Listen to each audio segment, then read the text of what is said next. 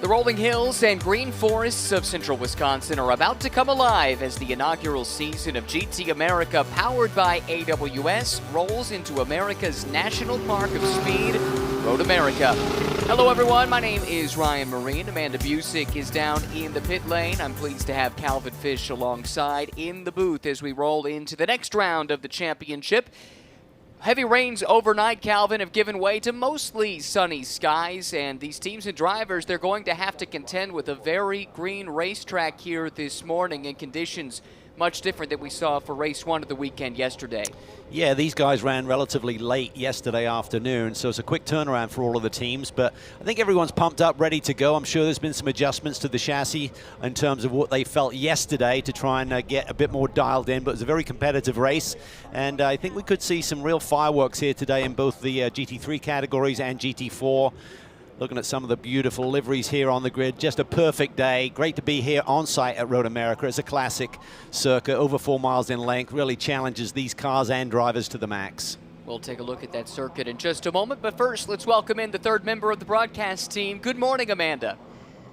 Well, good morning, guys, and I think it's going to be a battle here today as well. Take a look at the front of the grid behind me. You have the race winner yesterday of James Safronis, and you also have the TKO Motorsports Bentley entry of Memo Gidley. Well, I talked to James Safronis this morning, and I said, what adjustments did you guys make to the car? Obviously, being the race winner, I'm sure they weren't looking at too much, but James said, there were just adjustments made to the driver. I made sure that I got some extra rest in preparation for this battle, but pay attention to these two cars. I imagine they're going to give us quite a show here as we kick things off for SRO America.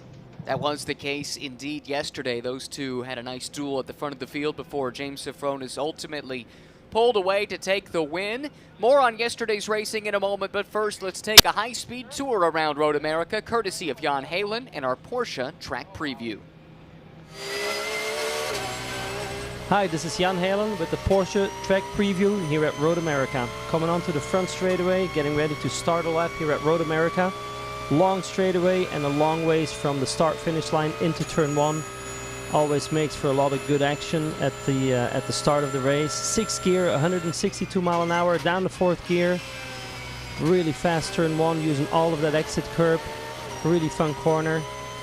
And then into turn 3, late on the brakes, down the 2nd gear, and then getting ready to set up for a really good exit onto that long back straightaway into turn 5. Getting ready to go under the bridge here, and this straightaway is all about setting up for a late deep braking into 5. Lots of good overtaking opportunities here. Hard on the brakes at the 200 sign. 6th gear all the way down the 1st, sharp left-hander, and then up the hill into turn 6. Very short tap on the brake here. Car gets really light on the exit of the corner, and then into turn 7, just a short lift. Back to power, and then flat out down the hill into turn 8, braking right at the 200, down the 2nd gear, using a little bit of that curb at the apex, and then ready to enter the carousel. Long sweeper right, 4th gear, really fast, really fun here in this Porsche GT3R with all that downforce, and then exiting the carousel, setting up to enter the kink. Kink is one of those famous corners here in America. Really fast 5th gear, 137 miles an hour at the apex, and then down into Canada corner. Braking's going to be right at the 300. Again, a good place to make some moves.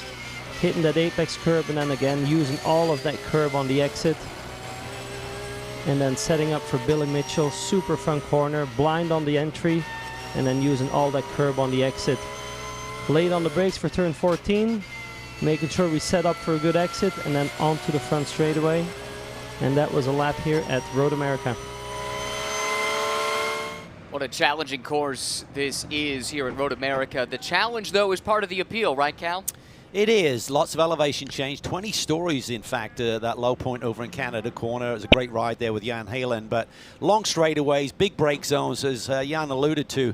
Good opportunities for overtaking here. And I think looking at the conditions here this morning, much cooler. I think we were around 90-degree ambient. It's about 73, 74 degrees right now. So relatively cool conditions. And we saw a few of those drivers huffing and puffing at the end of the day yesterday. So as James Safronis said, he needed to get a good night's rest and be ready to go again this morning. GT America America powered by AWS. It's a 40-minute sprint race format. No pit stops, no driver changes, and mixed class racing with GT3 cars intermixing with GT4. And we saw that certainly have an impact on the race yesterday.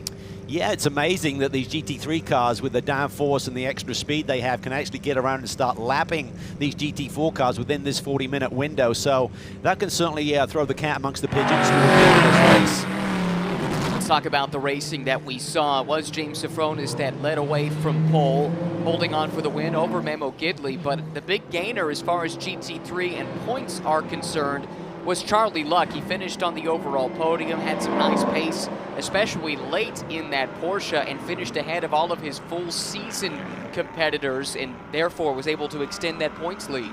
Yeah, he's now had 6 wins on the year in the Masters class, and as you said, he's now got the overall lead as well, and George Kurt's not being here this weekend with an incident that happened back on Friday, so that's really given him a bigger buffer in the points, but it was a great race. I mean, Safronis took the lead early, Gidley kept the pressure on, and gradually James just kept stretching that margin a little bit, so if they've been able to tweak on that TKO Motorsports Bentley a little bit, we could see a real battle here at the front today. And GT4 was no less of a battle, that's for sure. It was a great start from the outside of the front row. Jason Bell took the lead away from Sean Quinlan, but Sean was able to fight back. He ultimately got the win. That was crucial for him in the points hunt, but then it was a great battle on the final lap for second place that ultimately saw Jason Bell lose that spot to Chris Cagnazzi. Yeah, just missed his braking point a little bit down into this corner, turn 5. Very unfortunately, he drove such a great race, held the lead early, and Sean got around him, and then he just sat there. But Chris had a great charge at the end there and took over that second position on the final lap. And hopefully we'll see that kind of action once again. These cool temperatures, Calvin, what will that do to the race cars here today compared to what we saw yesterday? Well, some of these cars are prone to getting into like a security net with the electronics if they get too hot, so there shouldn't be any issues with that here today with these cooler conditions. The engines should be working well. There should be good downforce, but we counter that in terms of the amount of grip you're going to get by the track being washed green last night with that rain. So it's very much a bit of a guesstimate in terms of the setup. You'd have to think that the tire pressures and everything have to be adjusted accordingly, but you know, it's basically get out there and figure out what you got. If there's a reset with an early yellow or something, give you a chance to reset your brain a little bit in terms of what the balance is on the race car, but not too much that guys can do now. So like sprint flat out and try and get it to the front. Starting grid coming across your screen there. The class structure in GT America powered by AWS. Within GT3, there is the overall category and then the Masters class. That's for drivers age 55 and over. All of them, though, using SRO GT3 machinery. Then you get to GT4, and it's just one GT4 class across the board. The GT4 cars make less power than their GT3 compatriots, a little bit less downforce, less advanced driver aids with the ABS and traction control, but certainly a purebred race car, and the two play nicely together. It's been a fun mix and bit of a throwback to the old days of Pirelli World Challenge, where we did see from time to time some of this multi-class racing. Yeah, we did. GT and GTS it was certainly fun, and it does give it a bit of a curveball in terms of on the longer races, you know, as you get that overlap in traffic. We saw it certainly yesterday, and if we go green for 40 minutes, we'll get it again today, because these GT3 cars with the extra horsepower and the downforce that they deliver really is a potent machine around Road America for 4 miles. Here comes the field getting into the 2x2 alignment as the Lamborghini Urus safety car accelerates away. This is turn 13, Billy Mitchell Bend, and then the run down to turn 14, which leads to the lengthy front straightaway, 4,400 feet, one of 3 full throttle sections. Can't really call them straightaways. In many cases, they aren't straight, but that are at least 3,800 feet in length.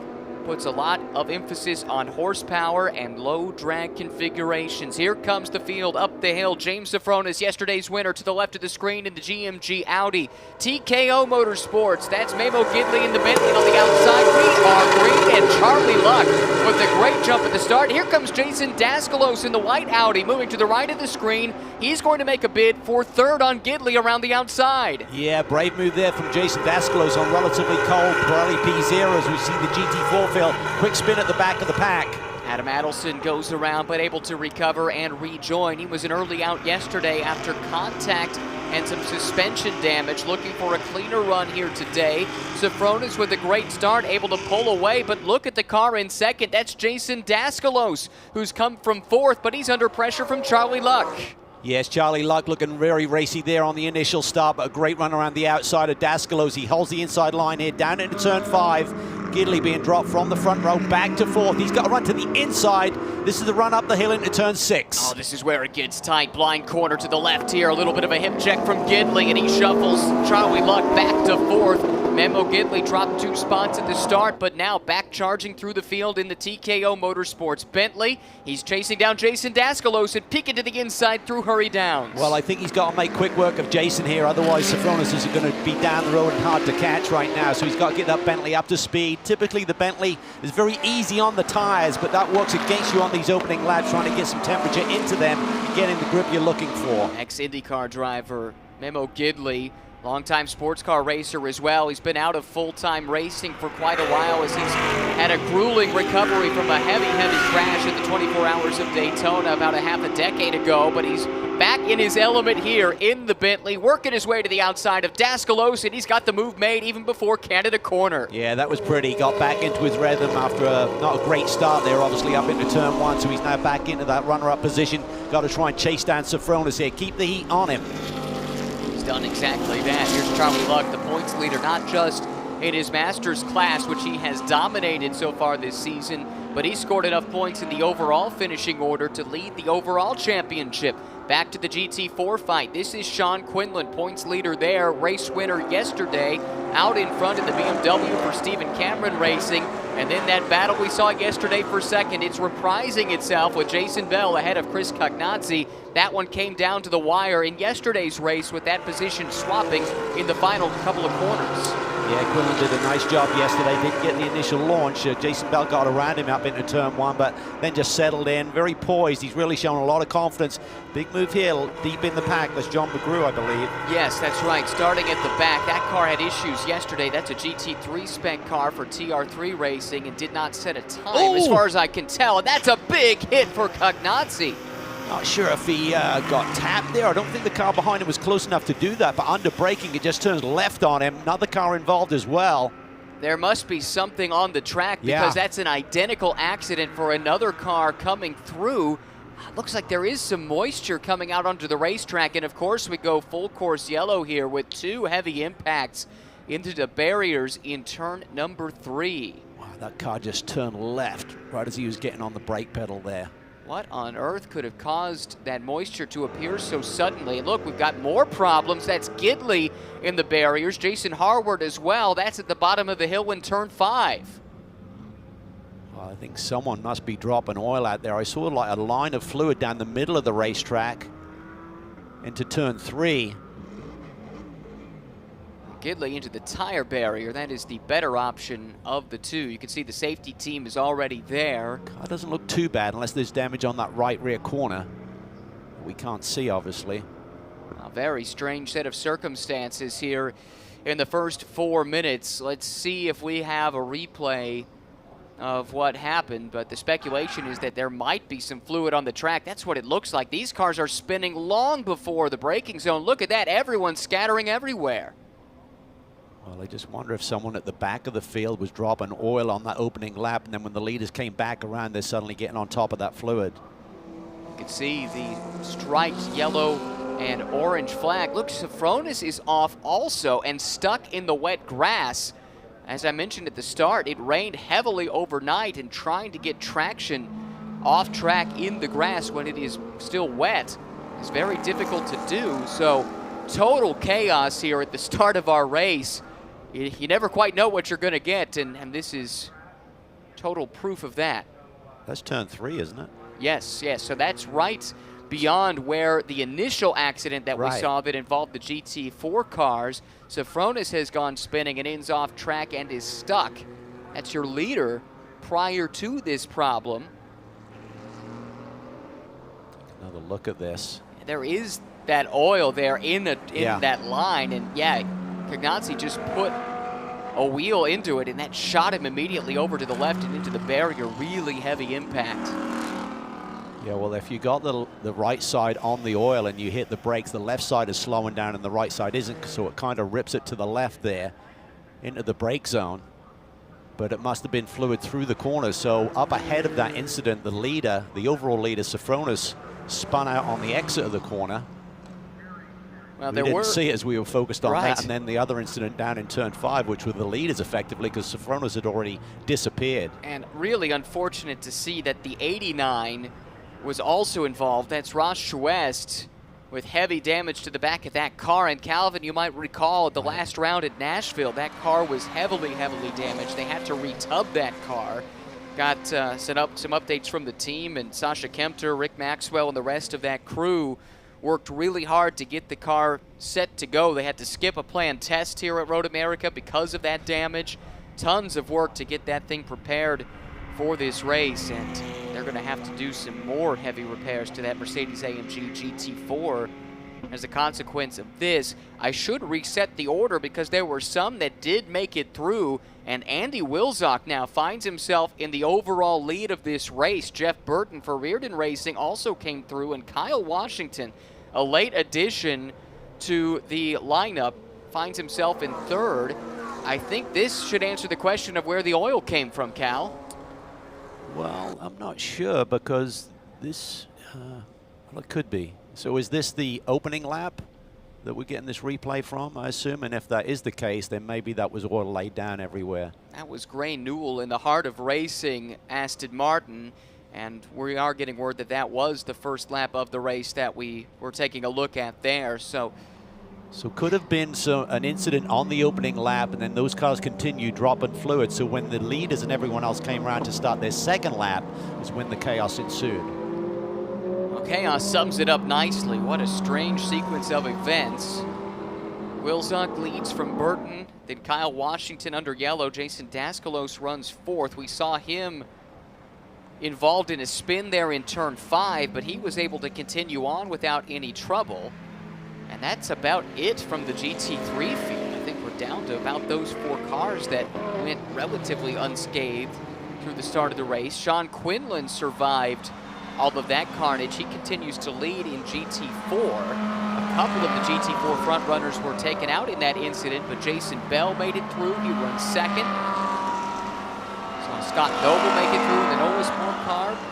Rob Holland, it looks like, in the Mustang for Rotec Racing, also able to come through. But unfortunately, it is a much diminished field that we are left with to contest the final 31 minutes of this race.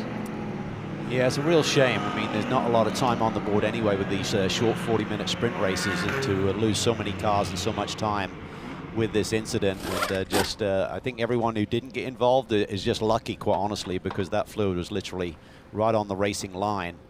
Do see some damage here to the nose of Charlie Luck's Porsche. Wright Motorsports, very experienced crew. They'll take a close look at everything, looking at the internals right there. The bodywork, that's not a huge problem, but checking to make sure the brake ducting is unaffected, the suspension is unaffected. That's what's crucial here. I think he was involved in the second wave of the incident, right, going into turn 5. Yes. And to score points, you have to do 75%, so he's got to get 30 minutes on the board here, and when you're in pit lane, it's not going to count. So they'll do their best, try and get a damage limitation with the race car and the points as well. Tough hit, though, for the championship leader, not just in the Masters class, as we've mentioned, but also overall. But what this does do, Calvin, is it provides some opportunities for others that made it through, and Wilczak certainly is a prime example of that. Moving into the lead, Jeff Burton, who's been on a great run of form as of late with some solid results at Nashville. And then Daskelos, who did have the off, but made it through without any damage as far as I can tell. That car is fast. It was featuring towards the front of the field yesterday before running out of fuel, evidently, was the problem in race 1 yesterday. We saw it come to a halt. This is good to see. James Sofronis has been able to rejoin the winner yesterday, but I'm afraid he may have lost a lap in all of this. Yeah, he has. So, well, he's got any damage. This was just a quick off, got stuck on that beautiful wet grass there, and just I think with how low these race cars are, something got bottom out, whether it was the underside of the body or the diffuser or something. Back to the initial start of the race, Daskalos is the car to keep an eye on. That's the white Audi towards the back of the screen. He makes this move around the outside, coming from 4th to 2nd in just a matter of corners. This is Adelson going for a spin, and here we go. More battles for position. That's Daskalos getting up to 2nd, and then this great duel here between Gidley and Luck. Yeah, Gidley gets up to the inside, and nice clean move. I mean, it's obviously going to get tight there on the opening lap. Close quarters up through turn 6. And there you see it just getting those right side tires on that fluid streak that comes right down kind of the middle of the road, just left of the center, and turns it hard in. But that fluid line was going all the way through turn 3. It caught out James Sofronis, then down into turn 5. It was there as well, as all of these leaders then suddenly got on the brake pedal. Charlie Luck involved in it. We saw his car in the pit lane. Amanda Busick is in the pits with Charlie's driver coach, the man who gave us our tour of the track earlier, Jan Halen. Yeah, you guys can still see Charlie Luck's car over my right-hand shoulder. They're still looking over the damage. But Jan, what feedback did you get from Charlie on what he experienced, as well as the assessment of what the damage might be? Yeah, it sounds like there might be some oil or some tank fluid from the side. And yeah, I think we were just very unfortunate to be there. You know, wrong place, wrong time. We were hoping it was just going to be a tie rod, but it looks like it might be a little more. So I'm not sure what the chances are for us here to get the car back out. Not a lot of time to get it done, as you mentioned. Short format sprint races, just 40 minutes to work with in the best of cases. And that clock continues to tick, of course, here under the yellow. Charlie Luck still in the car, but the crew not working with a great deal of urgency, which has a sinister feel about it, doesn't it? It really does, and just got a text from George Kurtz, who came into this weekend 2nd in the points and had the incident on Friday. Just want to let everyone know that he's watching and wishes he was here, but feeling okay. Just his arm is a little banged up, so we hope to see him at the next round at Watkins Glen. But George, we miss you, mate, but I'm not sure you want to be part of that opening couple of laps there, because it seemed to catch out the majority of the field. George has been big part of this championship from its inception. This is the first year of GT America powered by AWS, and going back to the season opener, his drive in the first race of the year where he got a penalty at the very start that dropped him from the lead all the way to the back, and he came back through the field passing everyone left and right at Sonoma, of all places, a track that's not known as a circuit that's easy to make a lot of passes on, and you wouldn't know that watching him carve through the field, picking up a memorable win.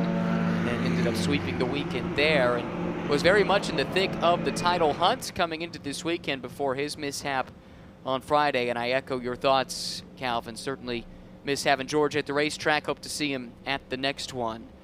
Memo Gidley has been able to rejoin, but working around the track rather slowly. Yeah, don't see a ton of damage. I assume he was the first to hit turn 5, literally. With Sofronis off in turn 3, he should have assumed the lead there going down into that brake zone. I believe he may have gone off by himself unless someone locked up right behind him. I fear this is going to be a lengthy cleanup, because not only are those cars beached in the gravel, they also have heavy damage. That makes it difficult sometimes to get them up on the tow vehicle, but also there's the fluid to attend to. We saw a track vehicle in the background coming through, dropping some oil dry. And the track crew, I'm sure, is going to take a very close look at this circuit. We know it affected the first half of it. Just how far the stricken car went around the track is a bit of a mystery to us, unfortunately. But they'll need to give a close look to each of the corners to make sure we don't have a repeat of what happened on the second lap. I assume they have some calculations in terms of how much of that sand they need to get around a full 4-mile length if someone did cruise around for the whole lap dropping fluid. But here we see this TKR Motorsports. Great to see these guys on the grid this weekend. One of the ex-K-Pax Bentleys. And Memo Gidley, great to see him back. Had a stellar career, single-seater, ran Champ Car for a number of years. Actually had a big incident here under the Billy Mitchell bend, what was the bridge back then, when he was running for Chip Ganassi Racing. Had a wild ride that day, and essentially his career was curtailed for a while back in 2014 with a massive incident when he was blinded on the opening laps of the Daytona 24-hour race. And Memo was just really a dedicated guy. He loves his racing, and it took him 3 years to really rehab from that incident, but he basically hopes to inspire people, he said, in life to keep chasing their dreams, and certainly he's doing it here this weekend. I don't think it's hyperbolic to say we all feared the worst when we saw that incident at Daytona all those years ago, and we were relieved that it wasn't more serious than it was, but that's not to downplay just what kind of a grueling recovery, all the surgeries, all the rehab that he went through with a lot of damage to his legs in that crash. And I remember I got to speak to him when he made his pro racing return in what was then Pirelli World Challenge race out in Sonoma, and it was with this same TKO Motorsports team. They ran a Porsche there, and he was all smiles. He was so happy to be back at a racetrack and behind the wheel again, and he had great support from his family in pursuing that. And it seems like a natural fit to have him back at the racetrack. And hopefully we'll see a lot more of him. From talking to Darren Law, who's overseeing that program, don't think they'll be at Watkins Glen, but I think the plan is to be at the rest of the races this season. That'd be awesome, and great to see a Bentley back on the grid as well. That's right. We haven't seen them since opening round of the season last year. For more on the Memo Gidley story, let's go down to the pit lane.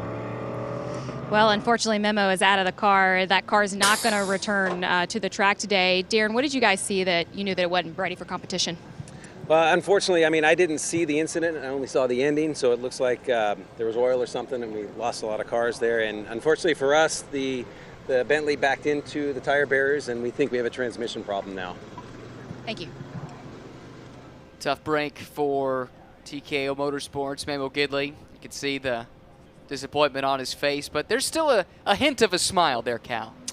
Yeah, he'll be pumped to be back racing again. He had a really solid run yesterday, and we assume he had the lead there going down into turn 5, so that's a nice feeling to have. Admittedly, it didn't last very long because of the fluid and the incident there, but he'll be back, and this will just whet his appetite even more, I feel.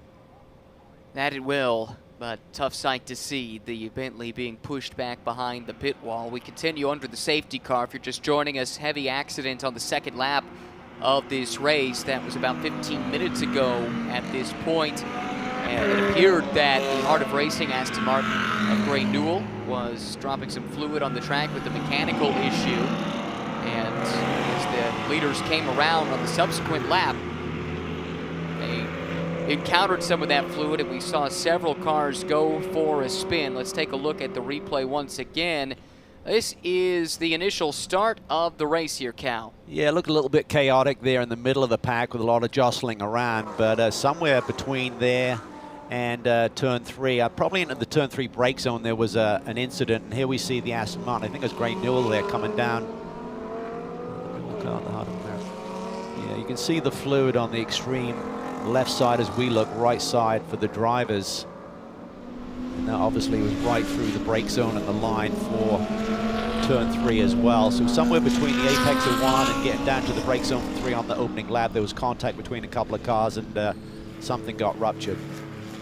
The result was a lot of fluid down on the racing surface, and several cars went spinning into turn 3, including the overall leader at the time, James Safronis. A couple other cars spun as well. Several made contact with the barriers. This is Jason Harward, who was caught up in the second wave of this chaos. That was down into turn 5, so after Safronis spun, that moved Gidley to the lead. He went spinning in this corner. So did Harward. So did Charlie Luck. Jason Daskalos went off track but was able to continue on, albeit down the order a little bit, and that leaves us with Andy Wilzock right now leading the way over Jeff Burton, Kyle Washington, and Daskalos. That's the top 4. Then the GT4 leader of Sean Quinlan. And somehow John McGrew was able to make his way through all of that. He had to start at the back of the field here today, and has been able to avoid all the spinning cars, all of the fluid on the track, and finds himself in a position now with just one GT4 car between himself and the top 4 GT3 cars, and should be in with a shout to fight for an overall podium. Yeah, so bit of irony for Darren Law. We spoke to him, who's kind of spearheading with Flying Lizard that TKO Motorsports effort with Memo Gidley, but now he finds his other driver in this field, Andy Wilsock, leading this race. And he had a pretty stout run yesterday. Great battle with he and Jason Daskalos. Got into each other a couple of times, but reverse positions, and it's a great battle. Unfortunately, as you mentioned earlier, Ryan, Daskalos had a retirement. We believe he's out of fuel there late in the going.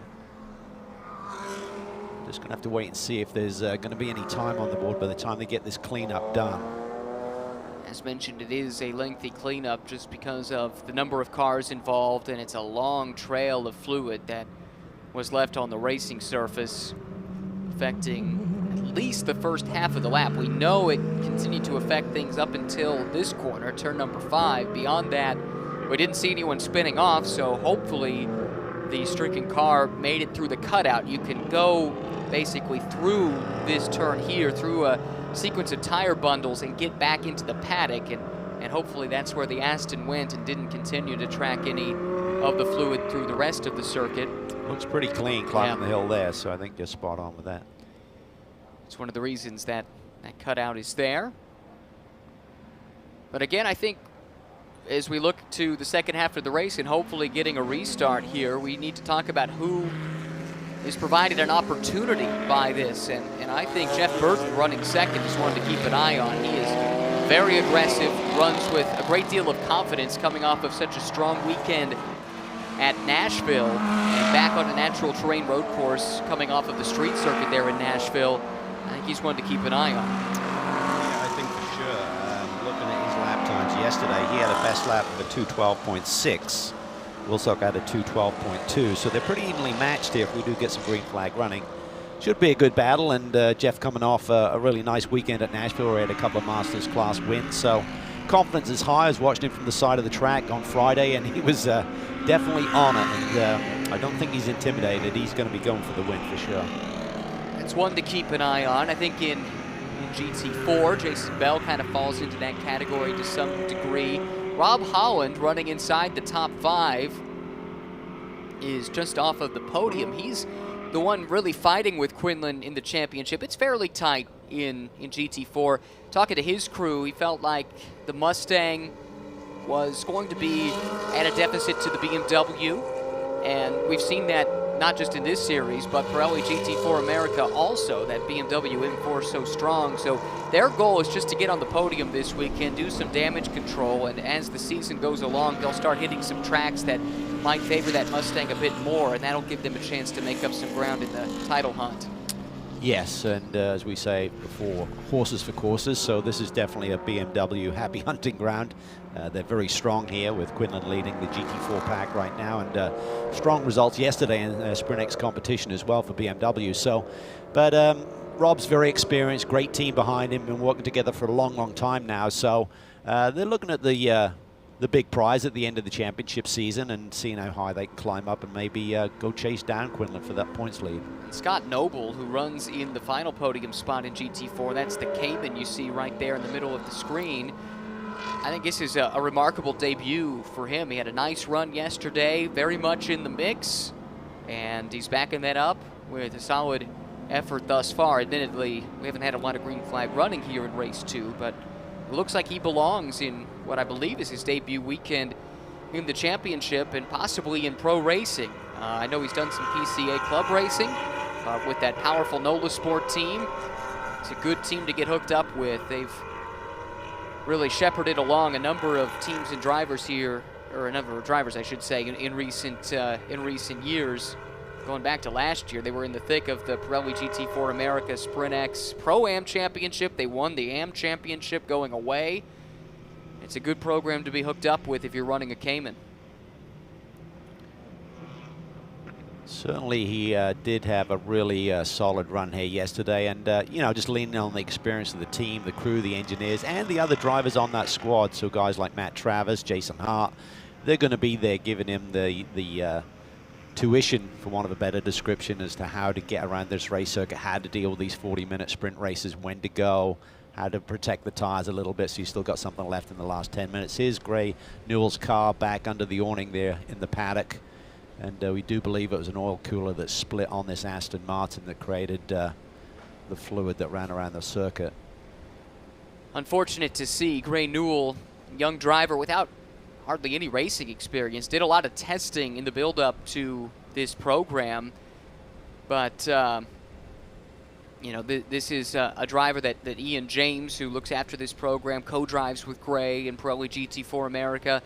They feel like this is something that can build. And, you know, we've seen in the past, it can be a big learning curve initially. I go back to what Michael Dinan's first year in GT4 cars looked like, Calvin, and it was a bit of a struggle at times. The pace wasn't always there, but he went into the offseason, knew what he needed to work on, and really jumped onto the scene then the following year, which was last year, and blew everyone away with a great season, winning 17 races across 2 different GT4 championships here in SRO America. And I look at Gray Newell as one who might be able to follow that blueprint and get all the learning done this year and make a big jump in year 2. Yeah, and Ian James, who runs the operation, mega career, winning titles here in World Challenge and SRO competition himself. He runs alongside Gray in the Sprint X rounds as well. But he said Gray is a really impressive young man, did a great job in testing over the winter, so they've been working hard with him. He said what he needs to do now is to learn how to race. So that's a different aspect of driving a race car. It's one thing to be on the racetrack by yourself and fine-tuning and dialing in your lap time, but then when you get in race conditions, how you deal with it, how you deal with the pressure, if you're just stay in that zone of driving the race car on the limit and not be distracted. Did get confirmation that it was indeed that car that was dropping the fluid, and a little bit of further detail to that situation. There was contact with this car, evidently, at the start. We saw Adam Adelson go for the spin there in turn 1 at the initial start, and evidently there was a coming together between those 2 cars. Adelson spun and continued, but it looks like Newell got the worst end of it because it ruptured something. And ultimately that is what has put us behind the safety car here for a considerable amount of time. The cleanup continues. Hopefully we'll be able to get some racing in before it's all said and done. There is James Safronis back at the back of the field, the pole sitter, race 1 winner, and erstwhile race winner, or race leader rather, here today, but has dropped a lap after getting stranded in the grass outside of turn 3. Yeah, if there was more time on the clock, we could hypothesize about what Safronis could do. Try and run his way to the front, get another yellow, get way back around to the tail end of the pack. But it's just going to be a question of enjoying Road America if we do get back to green flag racing for him. Getting a bit racy, cutting his way through the pack here. He should have some fun with that, but there's no way he's going to be in position with being a lap down to be a factor in the overall results today. One additional reason for the delay, I'm going to speculate based on seeing that Gale forklift in the background, is it looks like maybe the barriers needed to get moved around. It was a big hit. It was. Yeah, big hit. And those barriers can weigh somewhere around 9,000 pounds. So to have to move those shows you just how big of an impact that was. Meanwhile, let's go back to the pits and check in with Amanda. Well, we know it's not the punctuation Memo Gidley was looking for the weekend, but still smiles on the face as return to racing. What do you sum up the weekend of how this experience has been for you getting back in the Bentley? Well, for me, it's awesome. I mean, I was trying to think when the last time I was out at this track. It's been a while, last race. And so to get the opportunity with TKO Motorsports and Flying Lizard to come out here and run is great. I mean, we finished second yesterday, and, you know, it's kind of just getting our feet wet. And, you know, today, the start of the race, I thought we were looking pretty good. And I was thinking we were going to move up there, and I thought we were going to get into the lead. I mean, it only just started, but I could just feel that the car felt really good at that point. Well, the series heads to Watkins Glen next. What's next for you? Yeah, I wish we could do Watkins, but the next race for us is Sebring, and then we do the Indy road course there as well. So Sebring I've been, Indy I haven't been, not at least on the oval, or at the road course. So looking forward to get the TKO guys out there and the Flying Lizard guys and get back up on the podium. For me, it's like, you know, I want to win, I want to get to the top step. So I've got about a month to make that happen, and I'm going to do everything I can to make sure that comes true. Thank you, Memo. We'll see you soon. Thank you. Yeah, guys, thanks. Just awesome. What a great story. Such motivation to all who watch and hear about his story to get back in the race car after the harrowing crash at Daytona that we've chronicled earlier. Just remarkable to see him and to get up to speed this quickly with the Bentley. We touched on it yesterday. It's a unique car, not just because of the sheer size of the thing, but its right-hand drive. And I don't know, that might not seem like a big deal, and it isn't for a driver of his caliber after a time, but there is some initial shock to sitting on the other side of a race car initially. Yeah, there's definitely a nuance to that when you're used to being hugging certain corners around a circuit like Road America, and yeah, suddenly you're way off on the outside when you're going down into turn 8, for example, this one that the safety car is now entering. So different feel, but you know, these guys adjust so quickly, and Memo's a pro, even though he's now at the tender age of 50 years old. He can reflect on many of his experiences and come to grips with that very quickly. But I think he's excited. I think it's a great opportunity. It's a first-class operation that he's running with, and the car has really got a lot of potential. So it'd be great to see him back on a full-time basis, and who knows, maybe they'll move up to GT World Challenge America at some point in the future. It'd be great to see that Bentley back in our field. Certainly would. I got a funny text just now from Amanda. She said she found the right-hand drive thing to be a bit shocking too. She went to the wrong window to do an interview yesterday, and yeah, I can see where that would come into play. But they're awesome cars. They were so successful, and you know, you look at the Bentley and you don't necessarily think high-performance vehicle, but go back in the Bentley history, Calvin, and the early years at Le Mans were dominated by the Bentley boys, and then in more recent years they had some success in prototype racing, and this GT3 program, which unfortunately from a factory perspective has concluded, but it's been a remarkable success what they've been able to build up in a short amount of time. Quickly, I'll let you chew on that in a second, but we did just get confirmation that we expect the checkered flag to come out this lap, so the repairs won't be done in time, and it's going to be a shortened affair, unfortunately, here in race 2 of the weekend.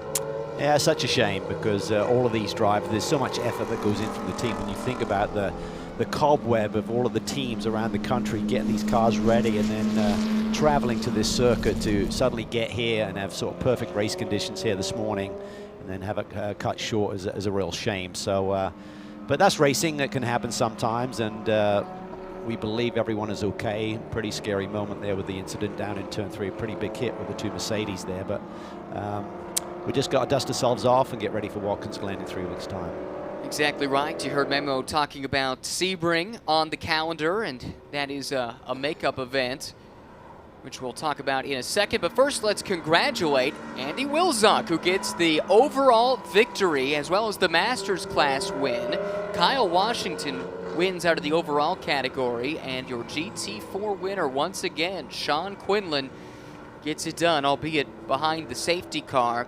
But looking at the remaining schedule, the Sebring round was not on the initial schedule going back to the start of the season. The plan was for SRO America to go north of the border to Canadian Tire Motorsport Park. That was not possible due to the COVID-19 pandemic and all of the border crossing complications. However, this series, GT America, was not scheduled to go to CTMP. That was going to be the Nashville round. So Sebring got added to the schedule. As we look at James Safronis, who did set the CrowdStrike fastest lap of the race in our short amount of time that we did have under green. It was the opening lap. Yeah, it was. But Sebring was the makeup for CTMP. It was not going to be on the schedule for GT America because it's making up for a round that was not going to be on the GT America schedule. But so many drivers wanted to take part in it, it's been added as a non-points invitational. So we will see many of these teams and drivers taking part in that race later on this year. Here are the final results, though. Andy Wilczek gets it done. Jeff Burton in second. Kyle Washington, who decided at the very last minute that he was going to make this trip to Road America. I'd say that decision paid off with a podium run overall. Great job by him. And Jason Daskalos came home in fourth. Sean Quinlan, a great weekend for him from a championship perspective with a couple more wins. Yeah, swept the weekend. There's now 6 wins on the season, plus a couple of podiums, so he's going to be tough to beat, but everyone will have to keep digging and try and chase him down. And the rest of the field, a lot of these names unfortunately involved in that incident that put us under full course yellow, from which we did not emerge.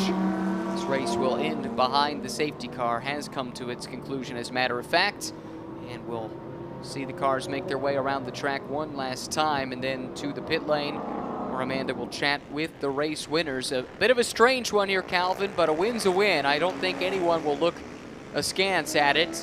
It's going to show up as a win in the win column, and the points pay just the same.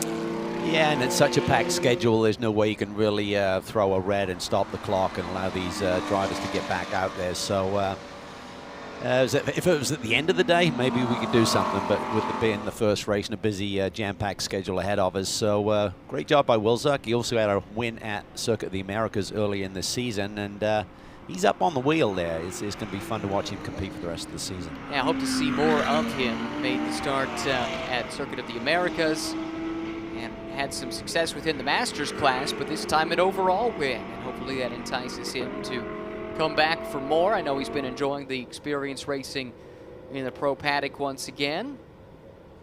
Nothing like a little bit of a win here, right, to whet the appetite to come back. Absolutely. And that livery on that car is superb. The traditional Flying Lizard snake there on the side, but in those gray and black colors, it really looks superb.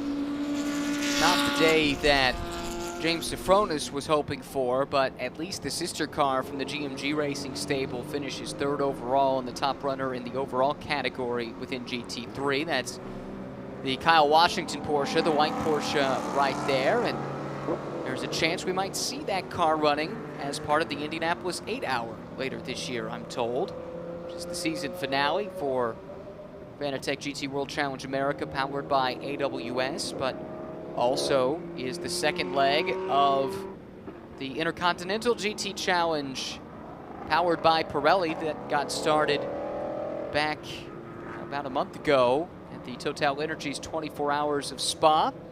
Many of those same teams and drivers will be making the trek to Indianapolis for an 8-hour race there, and then the IGTC season will conclude in South Africa in November at Kyalami.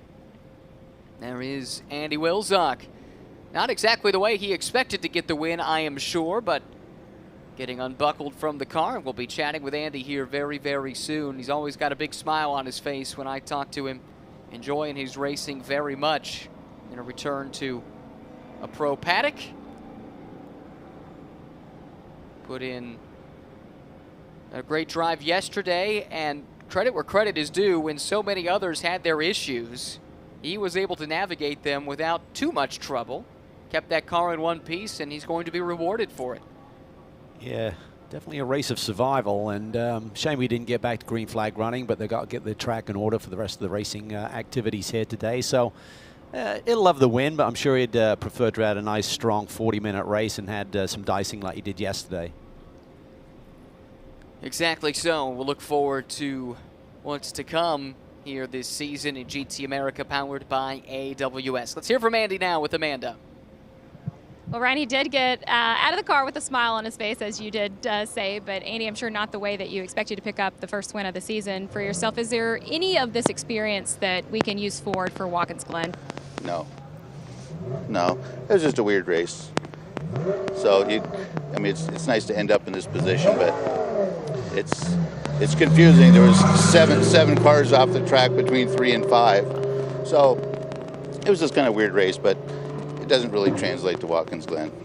From your viewpoint, what was your reaction as you saw the cars in front of you? I was surprised that I didn't have the same problems they did. Because if they were in fluid, I should have been in the same fluid because I was in their wheel tracks. And they went off and I didn't, so it worked out. Congrats, Andy. Thank you. I think that sums it up very well. Weird, and it worked out. Certainly did for Andy. Yeah, and it's just the margins, right? Just a few inches either way. He may have felt he was directly on the same line, but if he was just even half a car or half a tire width away from that, that could make the world of difference. As we saw the initial hits with those GT4 Mercedes down into turn 3, I think they just had the right side on the fluid, got the grip from the left when they hit the brake pedal, and it just turned them violently into the wall. Second Masters class win of the season for Wilczek, but first overall win. A man who is no stranger to victory lane in this championship this season in the GT4 class is Sean Quinlan. And Sean was able to survive what was happening going on in front of him. As you saw everything unfolding, what was going through your mind? Well, it's not the way you really want a race to go with the oil. And, I turned in on 3 and it was pretty sketchy. And, you saw all the cars crashed on the outside. So sort of knew something was going on, but obviously not the way we want a race to go. But I'm lucky I survived, so I'll take it. But yeah. Congratulations, Sean. Thanks. Very similar sentiments there, and I think it sums it up, right? Just trying to survive when the chaos is happening around you. Have you ever been in a situation like that where cars are just scattering in front of you, Calvin, and you got to pick your way through? Yeah, I have, and sometimes you're lucky, sometimes you're brave, sometimes you're good, but I think today it's a bit anticlimactic in terms of everyone just wants to race at Road America, so to have this event really just with one green flag of racing under their belt is disappointing, even though for Sean Quinlan it increases his points lead, another one in the win column, but I think he'd give that up for 40 minutes of racing here today. Well, that brings to a close what was a surreal race 2 of the weekend for GT America powered by AWS. The championship heads next to Watkins Glen. Hope to see you there. So long from Road America.